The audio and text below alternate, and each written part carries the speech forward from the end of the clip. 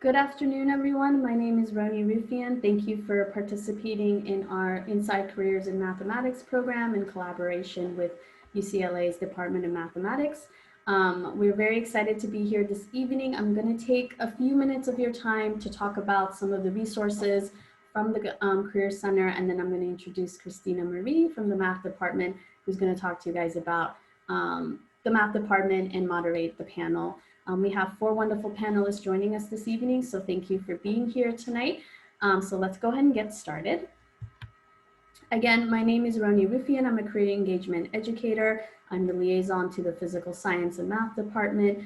So any of our programming that has to do with mathematics and physical science majors, I'm the one in charge of coordinating those programs. I work with North and South Campus majors, work with STEM majors on a regular basis. So if you guys have any questions, or you can definitely find appointments through Handshake to come and visit me.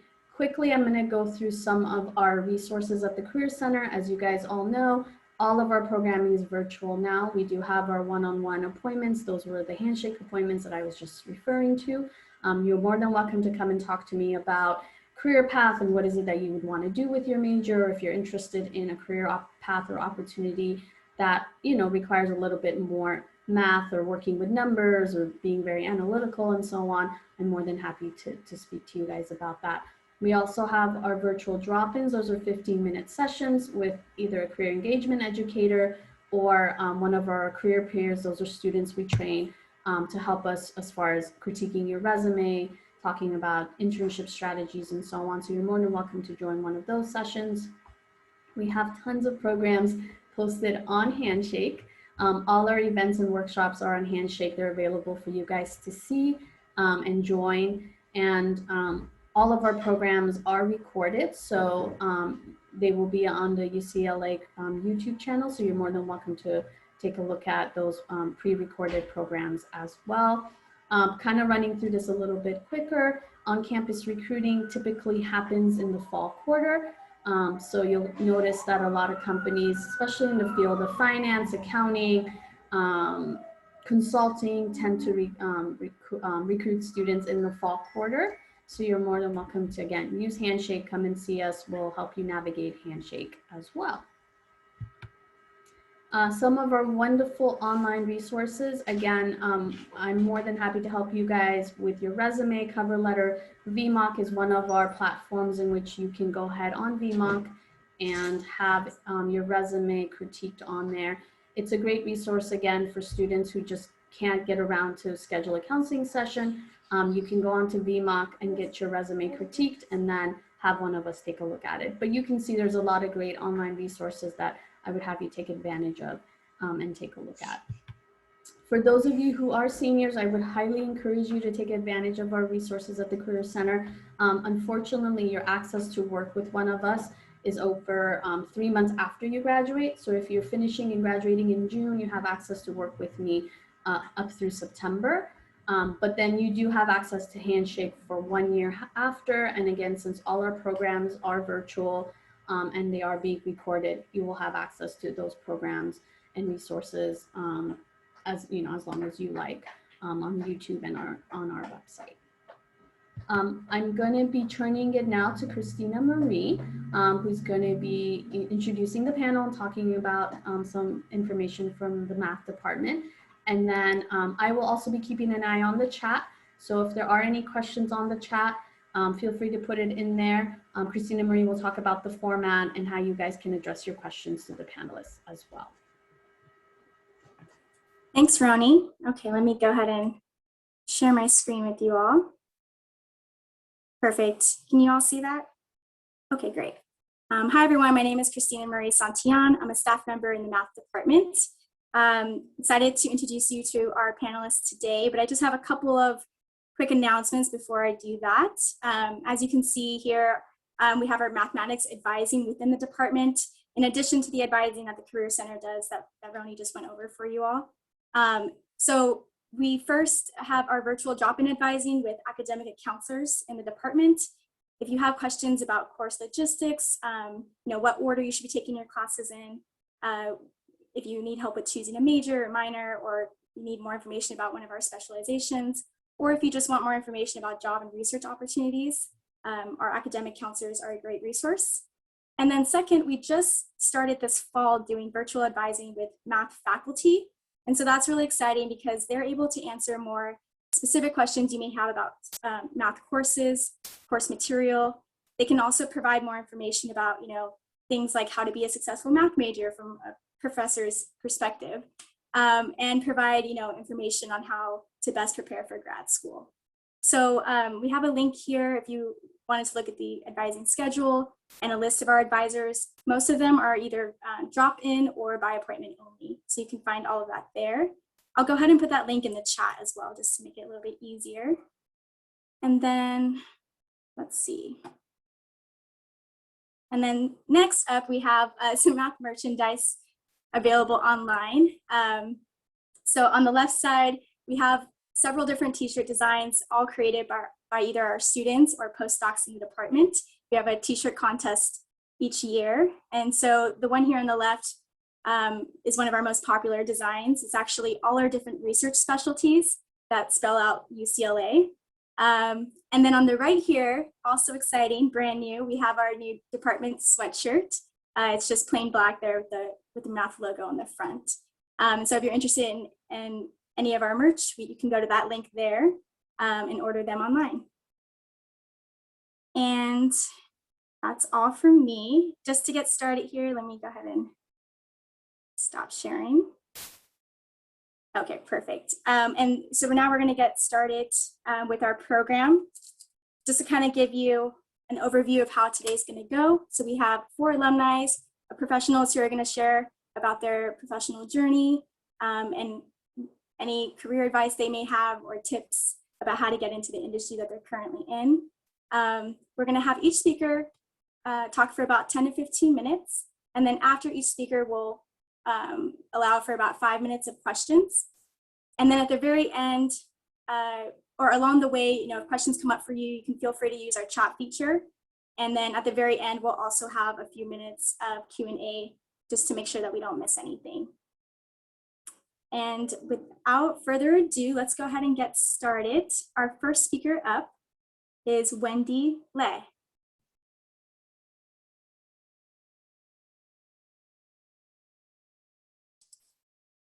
Hi there. Okay, I'm going to share my screen now. And can you guys see my screen now? UCLA Careers in Mathematics. Thumbs up if you do. Okay, perfect. So I'm thrilled to be here. UCLA, I love, and I'm going to tell you why in a second. And I'm salivating over those math shirts. And you're going to know why in a second too. All right, let's see. So here's me. Me plus UCLA equals forever. I was class of '88, so now I just dated myself. Bachelor's of Science in Applied Math. I did have a slash in computer science, and it was called CS20 back then. So I was one of the original CS20 people. And I started out my UCLA career with, or journey with Math 32AH. Because during the summer, I went to orientation. They said, hey, do you want to do honors math? And I'm like, sure. Well, good thing I did, because that's where I met my husband. 32AH, 8 o'clock in the morning, freshman year. And of course, I couldn't stick around. I finished that one quarter. I was like, this is way too hard for me. So I left, he stayed, but that was our story. 2 hours later, after that 8 o'clock, we met in English A, which was the sort of the secondary English class. So we always joke about that. That's how we kind of identified each other. But this is a true story because everybody in my family knows this. So when we got married, my cousins literally did a song on our story, and there's math. They mistyped it. It's 32AH, and they literally did a song on that. So I want to go on with my math career. I started out in life with accounting, because math, accounting, that sort of goes with each other. So when I graduated, I didn't really know what I wanted to do. they said going to actuarial. I'm like, what is that? They said insurance. This is counselor. And I said, oh, no, I don't know. Insurance sounds boring. So I went to accounting. Had they told me, you know, wagering, gaming, I would have been like, ooh, that's interesting. So anyway, I went into bookkeeping. I went into cost accounting for a special effects company. And I just did a lot of numbers, but did that for about maybe 7, 8 years. I evolved into sales and technical sales. And then I got involved in online retail. And I think all that second portion probably took about 10 or so years. And somehow I evolved into business. And that's much later in life. Business, account management, and that evolved into digital marketing and analytics. And I am now in a place where I'm a consultant, but my most recent client basically is my entire client. I don't even have room for another client right now. I'm literally there every day as the digital growth lead for HomePop, which is a furniture brand. And it's just fascinating. I literally am bringing all my experiences from my entire past to them, and I get to run essentially an organization, and it's just amazing. So that's my math career. Really, I'm still very involved in data today. I'm somewhat hands-on. I manage data, essentially data people. I have data scientists, I have analysts, I have reporting people, and all those are different aspects of data that we embrace, because in digital marketing, I mean, in today's business, everything is about data. So what I have identified through life is my key strengths. And I have identified them as, one is really you need to know your DNA. I know from early on, I'm a problem solver and I'm a people reader. Somehow I figured that out early. And then from a skill set perspective, I do have a technical degree. Technically, math and computer science are both considered technical degrees, but I have those in a business arena.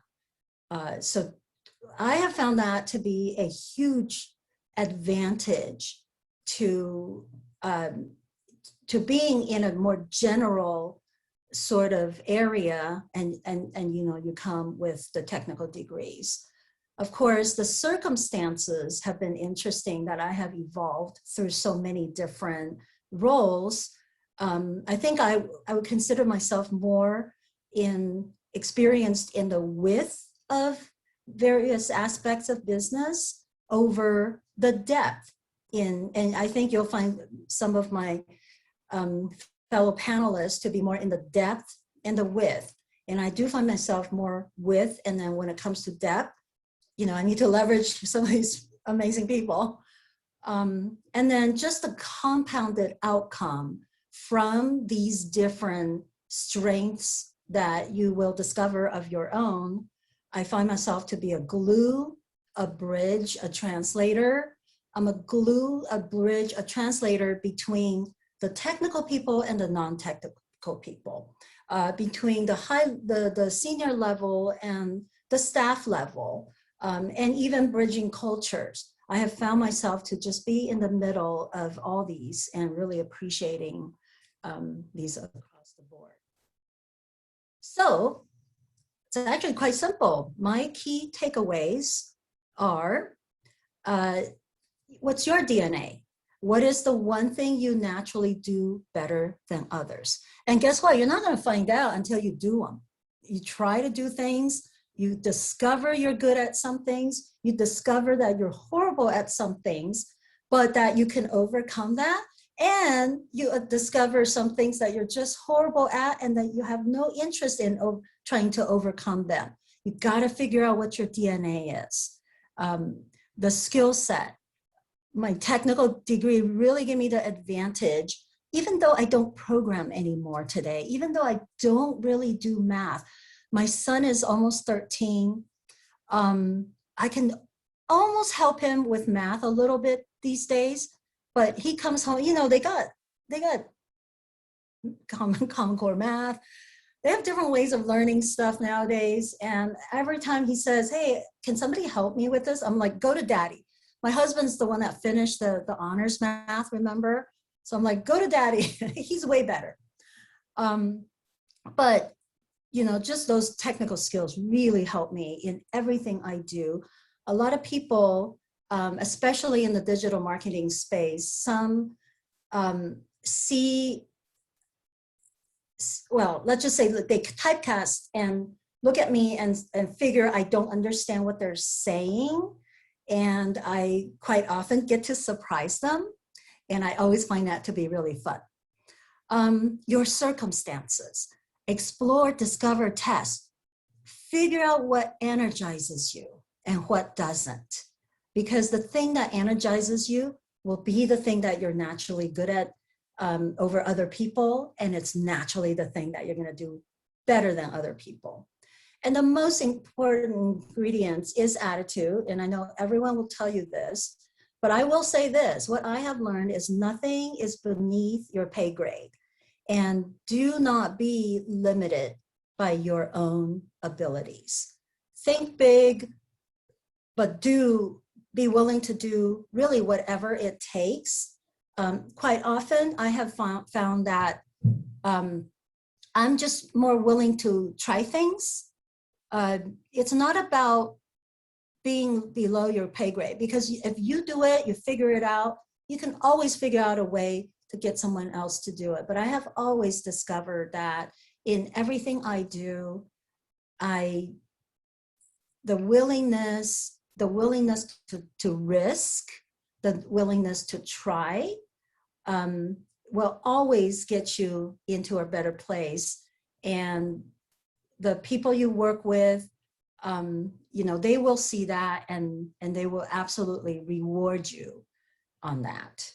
So I know I didn't take 10 minutes, but they always say a short speech is a good speech.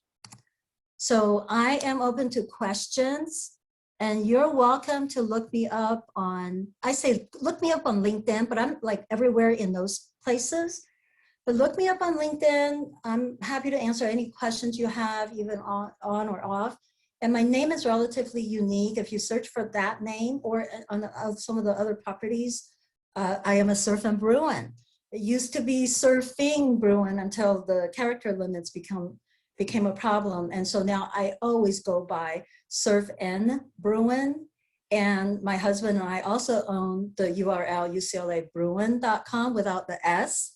And because we're a UCLA math family, and our son, who's almost 13, in his early school days, the teachers would always, when we have our parent-teacher meetings, the teachers would always say, he's pretty good at math. And we're like, well, of course he should be.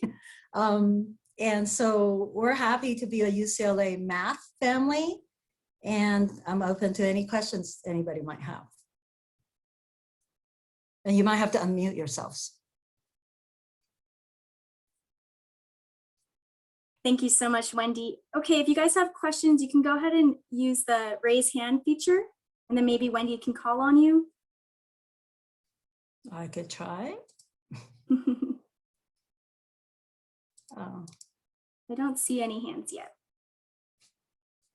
Yeah, that's okay. And then you can move on to the next, and Perfect, maybe they'll yes. have questions across. Yes, we'll be keeping an eye out in the chat feature if you guys have questions come up later for Wendy. Thank you so much, Wendy. My pleasure. All right. And did you want to stop sharing your screen? Perfect. Absolutely. Thank you. All right. And moving along, our next speaker is Robert Hanna. Hello, can everyone hear me?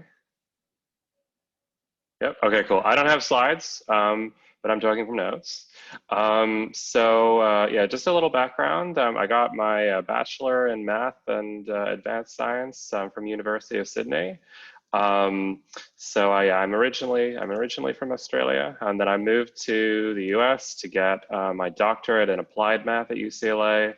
I got it in parallel optimization. My advisor was Italian, who is still there at the moment. And then after my PhD, I now work as a quantitative researcher at Citadel Securities. I've been working there for about 18 months. So I used to work in the central risk book. So basically that, what that involves is trying to optimally combine all of the strategies we have in a way that maximizes profit and minimizes risk. It's a very exciting job. Within 6 months of getting there, I put a strategy into production on our portfolio, which is in the many billions of dollars. However, now I work in systematic ETFs. So if you guys are not aware, an ETF is kind of a basket of stocks, kind of like the S&P 500. So I guess first off is, why did I choose a degree in math? I guess to start off with, it was just, I mean, I was drawn to it because I was good at it. I wasn't very good at English, and I tried a lot of things like, chemistry and biology. I was a horrible chemist. I used to screw up all of my practicals, but after that, I mean, I didn't just choose it because I was bad at everything else, but I kind of eventually realized that that math is very objective, that you don't necessarily need to have a lot of money or be charismatic, which is good for me. There's very little BSing or luck involved. And because of that, you get to control your own destiny in a way that is not so easy in other subjects. And I guess related to that, math is highly skill-based and sensitive to talent and motivation.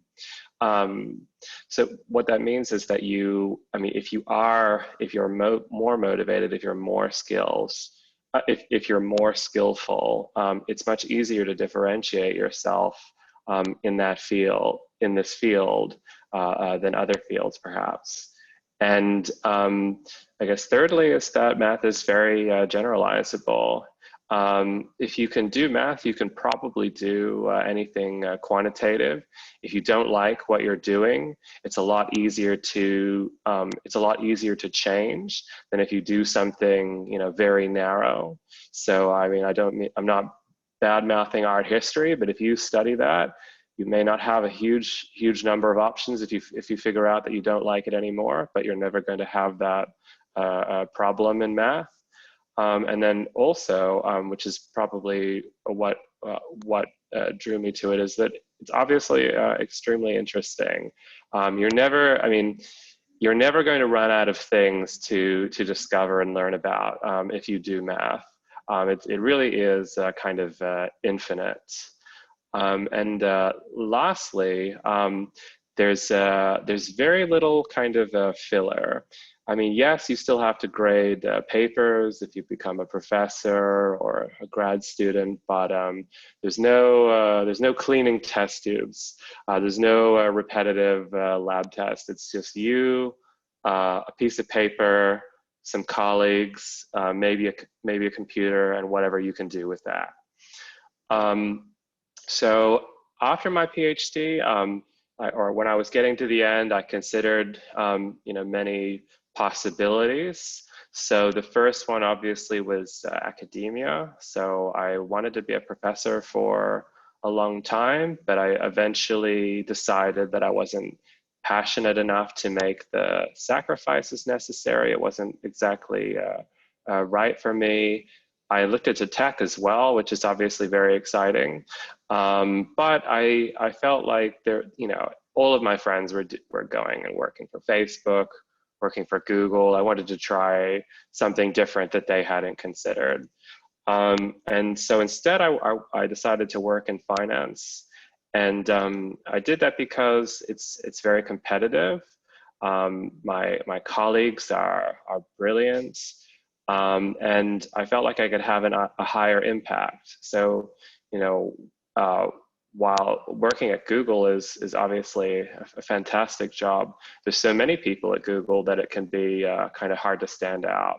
And usually finance companies have far less people, and so you're one of a smaller number rather than one in like 20,000 or something. Specifically what I do is I'm a quantitative researcher. There are lots of different finance jobs. I'm not as familiar with them, so I'll just kind of speak to what you would need to do quantitative finance at a hedge fund or similar. So generally you need a PhD in a STEM field. It doesn't have to be math, but math is a very good choice. You also have to have a pretty broad knowledge of related topics. Like you need to know a bit about statistics, a lot about math. You need to know some machine learning, some data analysis, some programming. And apart from that, you need to be creative and motivated and committed to excellence. So a typical day for me, I get in kind of early. Other quants get in pretty late, like 10 a.m. You kind of set your own. It's a little bit similar to academia in that you set your own schedule, so long as you get your work done. It's kind of up to you. I get in about 8. I start the day by kind of reflecting on the project I'm involved with, figure out what I want to achieve in that day, etc. And then after that, it kind of depends where I am in the project life cycle. Definitely every day or two, I meet with my boss to discuss the project, to brainstorm, to improve my understanding of the topic. And throughout the day, I'll have to go for walks around Chicago to if I'm stuck on something to kind of clear my head. The kinds of, the couple of things, probably the most challenging part of the job is just the really high expectations that, for instance, my boss places on me. It's definitely a bit stressful working here, not in like a bad way, but definitely I need to be on my game every day. Otherwise, my boss will notice. Another thing is it's a hard field. So most project, everyone is pretty smart, and most things that we try fail, and often fail pretty badly. So you have to kind of get used to trying a lot of things that might not work, and maybe for a long time, so that you can find that one idea that makes it worth it. What I really like about my job is probably the first thing, just my colleagues, the people that I get to work with, and also the impact I can have. So there are I think, I'm not quite sure how many quants like me there are at Citadel Securities. I think there's a few hundred or something. So really, we're the largest market maker in the U.S. So the things I do have a kind of a measurable impact, which may not be the case in other areas. So what I wish I had known or had more experience in before I got here was that I wish I had more data analysis experience. That's extremely valuable, not just in quant finance, but in a lot of areas.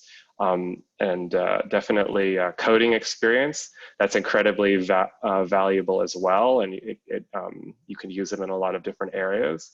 And to be honest, I wish I had better stress management, because that's very useful too, and probably whatever you decide to do.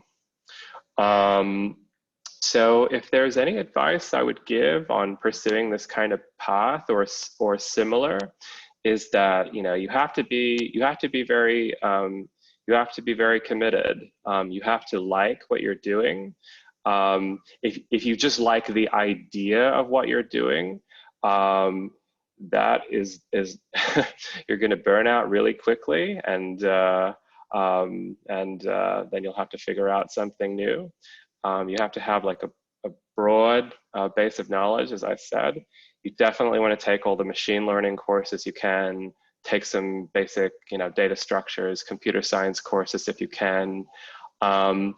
And also, you need to exercise your common sense. You need to be able to, I know that when you're doing homework and exams, it can be kind of very formulaic, but that kind of stops working after a certain point, because anybody can just follow instructions. You can only distinguish yourself by taking risks and stepping outside of the problem. And I guess the last thing is, if you are going to pursue this, you have to prepare your interview for your interviews rigorously as well. I spent about, my interview process from when I started preparing to when I signed an offer was about 5 months, and I was working very hard that entire time. So definitely 85% of people that I interview are not sufficiently prepared, and that's a really easy way to distinguish yourself, is to actually know what you're supposed to. And that's it. And I'll open up to any questions if anyone has some.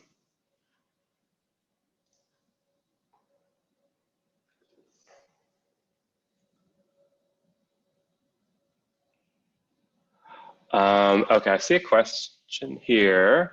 From academia to finance, what types of math skills are you using on a regular basis? I think that like my research is not necessarily that useful for my job. I would say that what you learn in academia that is helpful is what I like to call a generalized quantitative experience.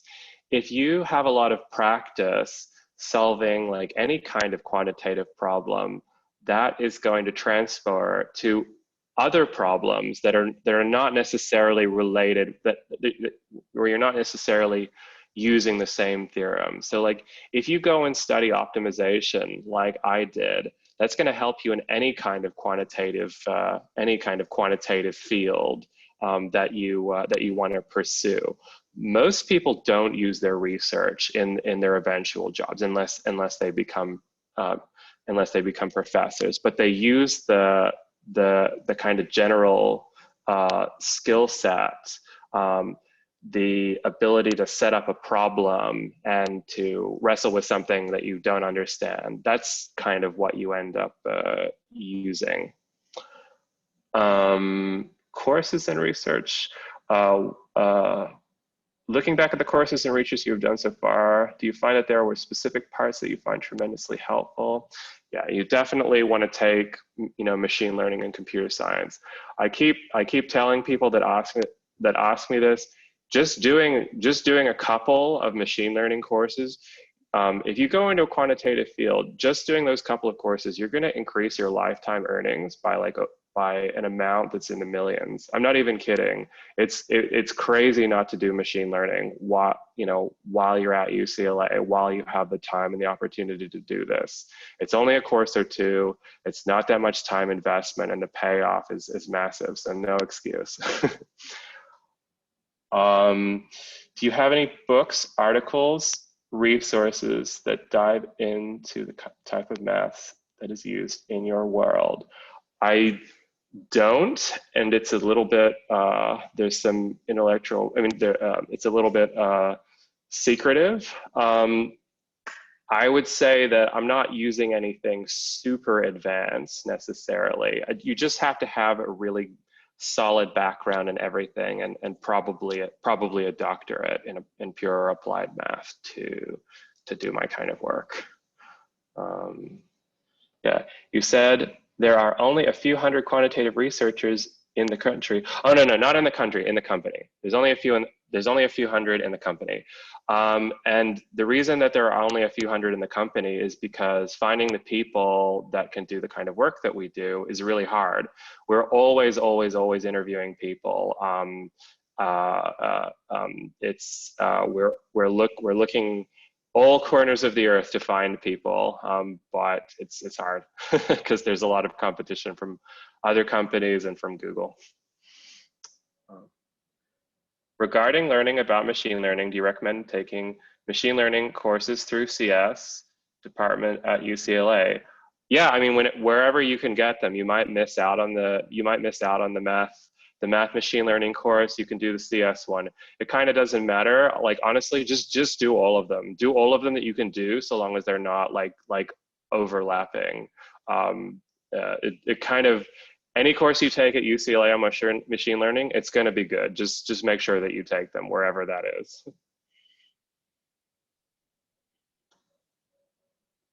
I'll wait for a few seconds.